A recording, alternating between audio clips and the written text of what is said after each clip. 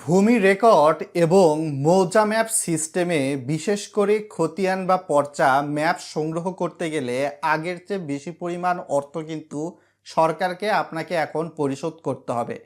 ইতিমধ্যে ভূমি সেবা ডিজিটালাইজেশন বিভাগ থেকে কিন্তু একটা পরিপত্র জারি করা হয়েছে 2026 সালের 17 ফেব্রুয়ারি, এবং এইখানে আপনি ম্যাপ বা পর্চা খতিয়ান উত্তোলনে যে নতুন ফিটা সরকারকে দিতে হবে আজকের ভিডিওতে জানতে পারবেন।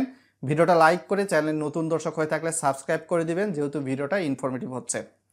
ইতিমধ্যে আপনাদের সামনে পরিপত্র বিষয়টা কিন্তু উল্লেখিত, যেখানে বিশেষ করে দেখতে পাচ্ছেন ভূমি রেকর্ড ও মৌজা ম্যাপ সেবাকে আরও জনবান্ধব ও টেকসই করার লক্ষ্যে সরকারি ফি এবং সেবা মূল্য নিম্নরূপে পুনর্নির্ধারণ করা হইল। দুয়ে বলা হয়েছে যে কোনো ধরনের খতিয়ান সার্টিফাইড কপি ও অনলাইন কপির জন্য সরকারি ফি 100 টাকা ও সেবা ফি 20 টাকা সহ মোট 120 টাকা এখন আপনাকে পরিশোধ করতে হবে। আগে যেটা শুধুমাত্র 100 টাকা ছিল, একসাথে কিন্তু বলতে পারেন 20% বৃদ্ধি পেয়েছে। যে কোনো ধরনের মৌজা ম্যাপের প্রতি শীটের জন্য সরকারি ফি 520 টাকা এবং এর সঙ্গে আবার কিন্তু 25 টাকা সেবা ফি সংযুক্ত করা হয়েছে।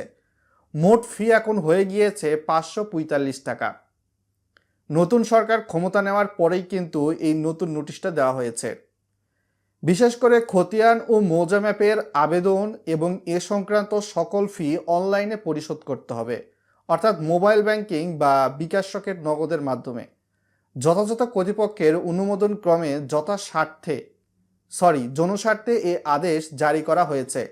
ইতিমধ্যে সিনিয়র সচিবের সিগনেচারও কিন্তু দেখতে পাচ্ছেন। তো এইটাই ছিল বিস্তারিত ডিটেলস এবং আপডেট, এবং কোথায় কোথায় ইতিমধ্যে এই বিষয়টা বিতরণ করা হয়েছে মন্ত্রিপরিষদ সচিব থেকে প্রধানমন্ত্রীর মুখ্য সচিব, এমনকি প্রধানমন্ত্রীর কার্যালয়, ব্যবস্থাপনা পরিচালক, A to Z সহকারী ভূমি কমিশনার, সকলের কাছেই কিন্তু এই পরিপত্রটা ইতিমধ্যে গিয়েছে। তো নতুন সরকারের এই সিদ্ধান্তটাকে কেমনভাবে দেখছেন, একবারে ফির পরিমাণ বৃদ্ধিটা ভিডিওর কমেন্ট বক্সে চাইলে লিখে জানাতে পারেন।